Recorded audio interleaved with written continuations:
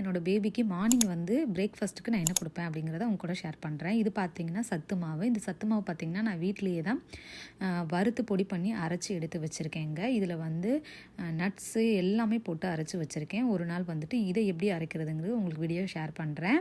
அப்புறம் பார்த்திங்கன்னா ஒரு கப்பில் பார்த்திங்கன்னா 1 டம்ளர் அளவு தண்ணி எடுத்திருக்கேங்க. அந்த தண்ணியிலே பார்த்திங்கன்னா ஒரு 3லேருந்து 3.5 டேபிள் ஸ்பூன் கிட்ட இந்த சத்து மாவு சேர்த்துக்கிறேன். சேர்த்துட்டு இதை நல்லா கலந்துருங்க.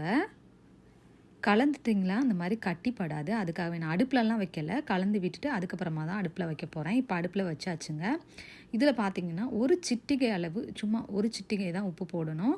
உப்பு போட்டு கலந்து விட்டுருங்க. நான் இதில் சுகர் எதுவும் ஆட் பண்ணலைங்க. ஸோ முன்னாடி இருந்தே பார்த்திங்கன்னா நான் லைட்டாக வந்து ஒரு பிஞ்ச் அளவு உப்பு சேர்த்து தான் கொடுக்குறேன். நாட்டு சக்கரை வேணுனாலும் நீங்கள் ஆட் பண்ணிக்கலாம். நான் நாட்டு சக்கரை எதுவுமே ஆட் பண்ணலை.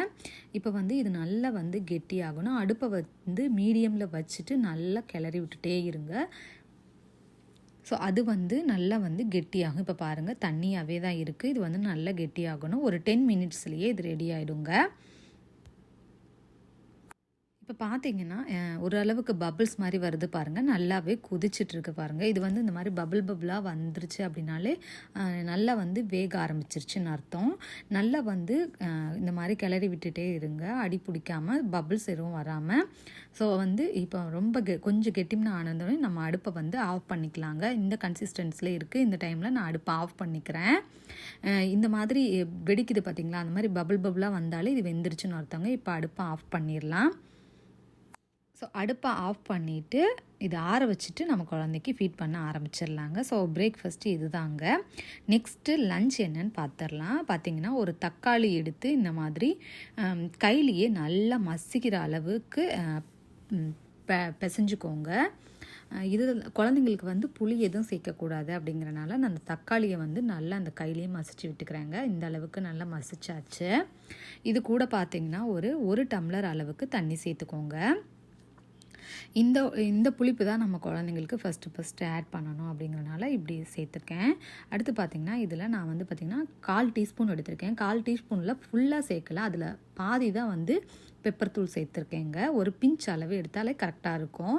உங்களுக்கு ஸ்பூனில் மெஷர் பண்ணி காட்டுறேன். அடுத்து பார்த்திங்கன்னா அதே 1/4 டீஸ்பூனில் பாதி வந்து ஜீரகத்தூள் சேர்த்துக்கோங்க. சேர்த்துட்டு இது கூடவே இந்த ரசத்துக்கு தேவையான உப்பு வந்து ஒரு பிஞ்ச் அளவு ஆட் பண்ணிக்கலாம். சேர்த்துட்டு நல்லா கலந்து விட்டுருங்க. நான் வந்து அடுப்பில் வைக்கலைங்க, இது எல்லாமே வெளியில் வச்சு தான் பண்ணுறேன். சேர்த்துட்டு இதுலேயே கொஞ்சமாக ஒரு பிஞ்ச் அளவு மஞ்சத்தூள் அதையும் சேர்த்து கலந்து விட்டுருங்க. ஸோ வாசனைக்காக பார்த்திங்கன்னா ஒரு 4லேருந்து 3 கொத்தமல்லியை வந்து சேர்த்துக்கிறேன். பாருங்கள் இதில் இருக்குது. இப்போ வந்து நம்ம இதை தாளிச்சிக்கலாங்க. ரொம்ப நிறைய எண்ணெய் சேர்த்துடாதீங்க. சும்மா அந்த மாதிரி ஒரு 1/2 டீஸ்பூன் அளவுக்கு எண்ணெய் சேர்த்துருங்க. அதில் ஒரு 4-5 கடுகு. அது எல்லாமே பார்த்திங்கன்னா ஒரு ஃப்ளேவருக்காக தான், குழந்தைங்களுக்கு எல்லாமே ஆட் பண்ணணும் அப்படிங்கிறதுக்காக தான். ஸோ சேர்த்துட்டு இது நல்லா பொரிஞ்சதுக்கப்புறமா பார்த்திங்கன்னா கருவேப்பிலை ஆட் பண்ணிக்கலாங்க. ஸோ இந்த தாளிப்பை பார்த்திங்கன்னா நம்ம எல்லாமே ரெடி பண்ணி வச்சுருந்தோம்ல, அதில் வந்து இது கொட்டிடலாங்க. கொட்டிட்டு பார்த்திங்கன்னா இது வந்து எல்லாத்தையும் கலக்கிட்டு ஒரு நல்ல கொதி வர்ற அளவுக்கு இதை கொதிக்க விட்டுருங்க.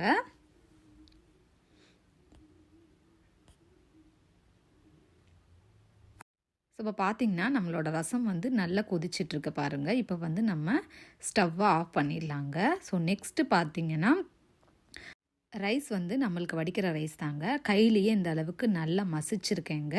நீங்கள் மத்தில் கூட மசிச்சுக்கலாம். மசிச்சுட்டு நம்ம ரெடி பண்ணியிருந்தோம்ல ரசம், அதை வந்து சீட்ஸ் எதுவும் இல்லாமல் ஊற்றிக்கிறேன். அதை கையிலையுமே லைட்டாக அந்த மாதிரி எடுத்துக்கோங்க. எடுத்துகிட்டு வந்து இதையும் சேர்த்து நல்லா பிசைஞ்சு விட்டுருங்க. பிசைஞ்சிட்டு நம்ம குழந்தைக்கு கொடுக்க ஆரம்பிச்சிடலாங்க. குழந்தைங்க நல்லாவே சாப்பிடுவாங்க. ஃபஸ்ட்டு நீங்கள் எது கொடுத்தாலும் ரசத்தில் பழக்குங்க. நல்லா வந்து சாப்பிட ஆரம்பிச்சிருவாங்க. ஸோ பார்த்திங்கன்னா உங்களுக்கு இன்னும் கூட கொஞ்சம் ரொம்ப இதாக வேணும், இலக்கமாக வேணும்னு நினச்சிங்கன்னா இன்னும் கூட ரசம் ஆட் பண்ணிக்கோங்க. ஸோ இந்த கன்சிஸ்டன்சியில் என் குழந்தை சாப்பிடுவான் அப்படிங்கிறனால நான் அப்படியே விட்டுட்டேன். ஸோ இப்போ என்னோடய பையனுக்கு ஃபீட் பண்ணுறேங்க. அவன் வந்து நல்லாவே சாப்பிடுவான். ஸோ இதே மாதிரி தொடர்ந்து மேலும் உங்களுக்கு வீடியோ வேணும்னா எங்களோட சேனலுக்கு மறக்காமல் சப்ஸ்கிரைப் பண்ணிவிடுங்க. மறக்காமல் பெல் ஐக்கான் கிளிக் பண்ணி வச்சுக்கோங்க. அப்போ தான் நாங்கள் போடுற வீடியோஸ் எல்லாம் நோட்டிஃபிகேஷனாக வரும். தேங்க்யூ.